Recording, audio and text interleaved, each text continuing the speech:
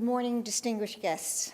I would like to thank His Excellency Sheikh Sultan bin Mohammed bin Sultan Al Qassimi, Crown Prince and Deputy Ruler of Sharjah, Mr. Ralph Schroer, Deputy Head of Mission of the Embassy of the Federal Republic of Germany in Abu Dhabi, Dr. Thomas Hochstetter, Acting Chancellor of the American University of Sharjah, and Mr.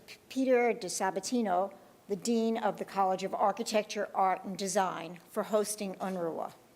I would like to acknowledge the support of BMZ, the Social and Cultural Fund of GIZ, and the American University of Sharjah, without whom this exhibition would not have been possible.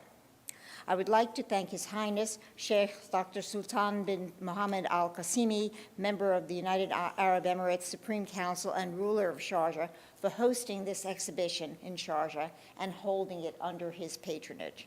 I'm very pleased to participate in showcasing the interventions and impact of the integrated, comprehensive, and participatory planning process of the Infrastructure and Camp Improvement Program for Palestine refugees. This exhibition has been shown in Berlin and Bonn in Germany, the World Urban Forum in Naples, Italy, and at the Dead Sea in Jordan, confirming its true international relevance. I would also like to take this opportunity to thank donors from the UAE who, in recent years, have been generously donating and heavily involved in improving the quality of life in Palestine refugee camps. Their support is much appreciated in the construction and improvement of schools, health centers, shelters, and housing. The achievements of this program have also been made possible through a broad partnership with many stakeholders.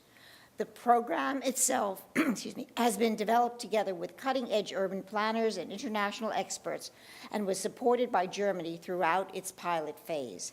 The program has been implemented together with generous hosts in Jordan, the West Bank, Lebanon, as well as Syria, and will soon be rolled out in Gaza. This broad partnership has helped the program to develop an innovative and holistic approach to improving the living conditions in Palestine refugee camps. As you know, the camps, now home to a third of the almost 5 million refugees registered with UNRWA, have developed over the last 65 years from temporary tent cities into complex and diversified living environments, while camps in more isolated locations are still in a state of underdevelopment, where refugees live under zinc roofs of makeshift houses. Other camps have become hyper-congested masses of multi-story buildings where poverty and extreme overcrowding are stark realities of refugees. UNRWA's approach to improving camp conditions was relatively simple. When resources were available, the agency would repair or build, adding to the increasingly complex infrastructure of refugee camps. However, UNRWA acknowledged that more could be done to improve camps than simply building new buildings, new schools, new clinics, or infrastructure.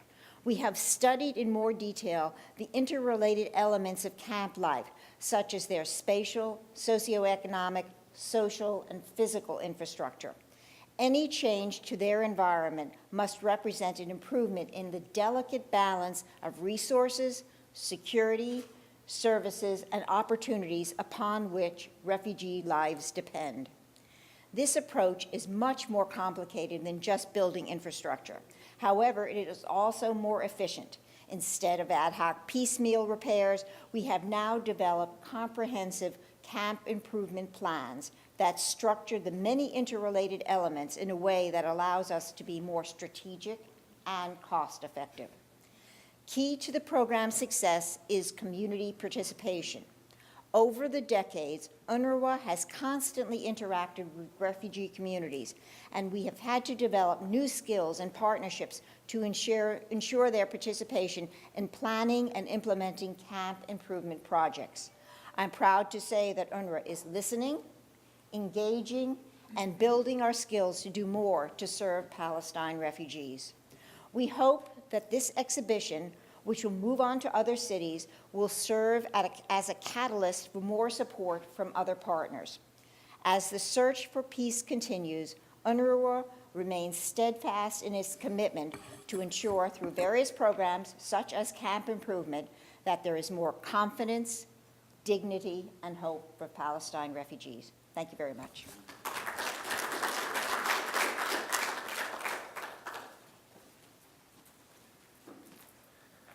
Thank you. Dean Peter Di Sabadino of the College of Architecture, Art and Design.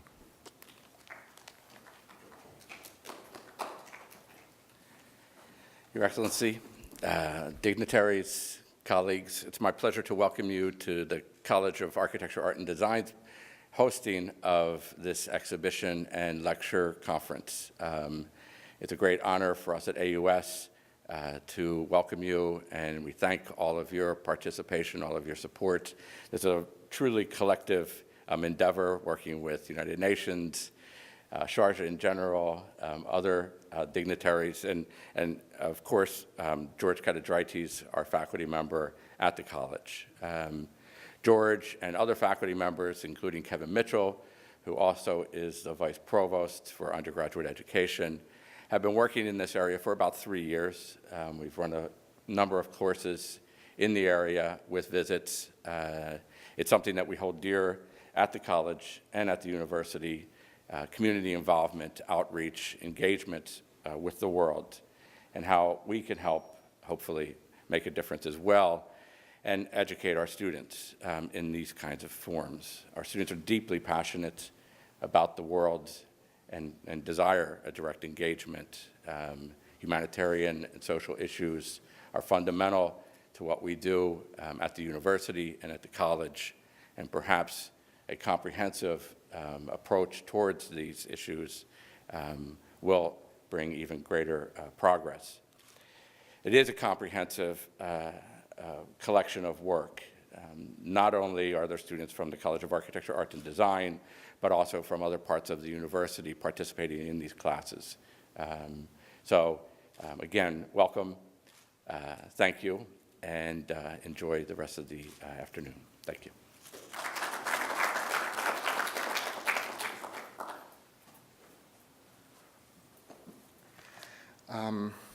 Lastly, but not the least, I would like to introduce a person who have been working very closely the last 3-4 years, somebody without whom will never be able to visit the camps or also have this exhibition here today. It's my pleasure to welcome Ms. Muna Budeiri, Deputy Director of Infrastructure and Camp Improvement of UNRWA.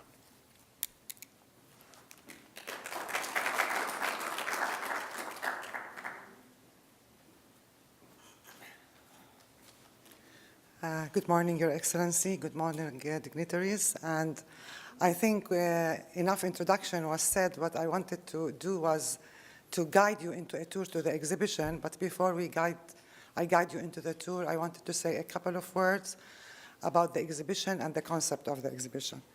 The exhibition has three areas, or 3 sections, or 3 themes, let me say.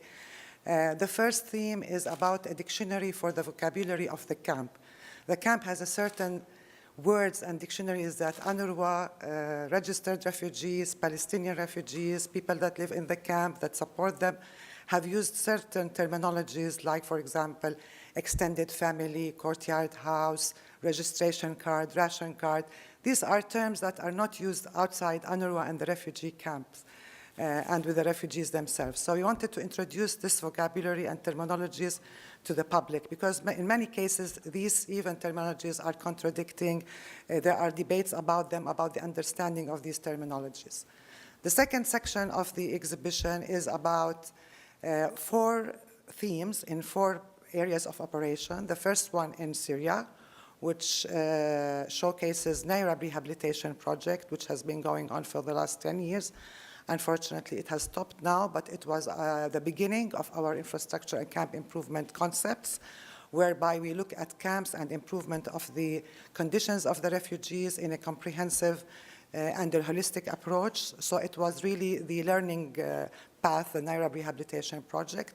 And it has audios and a video about how people see the process and how they have seen the improvement of the camp conditions. The second corridor will be about Nahr al-Bared, which is a camp in Lebanon that has been destroyed during an armed conflict between the army and Fatah al-Islam groups in Lebanon in 2007. And in that battle, the whole camp was destroyed. Also, the reconstruction of that camp has adopted the comprehensive and participatory approach in reconstruction after conflict, and it has proved to be very effective in answering to the people's needs, aspirations, and it gave them the sense of belonging after the destruction and being refugees for a second time, the first time being in 1948 and the second time in 2007. So through this process of participatory planning and design, there was a little bit of sense of ownership and hence dignity for the refugees instilled through this process. The third corridor will be for Talbiya camp in Jordan, and it also shows how the participative planning and design for improvement of living conditions has also changed the community as a whole, and in particular the parts of the community that are under-voiced, let me say, like women, youth, children, that did not have a voice before in the camp because it was a camp that was mostly dominated by men. So after the process of work with the community, we can feel that the women, the youth, have more engagement in the camp, in the decision-making, and in how the camp should be directing towards improvement. The fourth corridor is about West Bank, and it showcases more than one camp, and it discusses the spatial issues of the camp and the rights of refugees. And it says, it asks a big question such as, do the refugees have the right to have play spaces in the camp for the children? Do the refugees have the right to have a swimming pool for their community? These are very important questions and debatable questions because even between the refugees themselves, not between UNRWA as an agency that serves the refugees and the refugees, but also between the refugees themselves, because sometimes for them the camp and the condition of the camp is a symbol of their refuge, that their plight has not been resolved. And in many cases, they see any improvement and going towards a direction that the camp does not have a difference between it and a village or a city nearby, then it makes this symbol vanish. So in many cases, they argue, why are we improving now? Why do we want improvement? We want to be seen as a camp. But on the other side, the same community argues, we don't have to be living in a bad condition camp that doesn't have streets, roads, alleyways to be refugees. We can still live in dignity and still have our right to be achieved, which is solving the plight of the Palestinian refugees. It discusses these issues, this fourth corridor. The third part of the exhibition is 6 steps, which outlines the process of camp improvement, and it starts with how we work with the community. We start with the community with establishing the participatory planning platform, or the working group we call it, and then we start with them a process of identifying their needs and doing assessments with the refugees themselves. Then we start through working group meetings, through focus groups with the different community sectors, women, children, elderly men, elderly women, businessmen, professionals, unemployed, employed, all the sectors of the community. And then we start a comprehensive planning process with them where they identify a vision for the camp, and then we start producing an action plan for project implementation from that vision. And at the end, we do a participatory implementation of these projects. This example of the cycle and the process is done for one of the camps, which is Talbiya camp.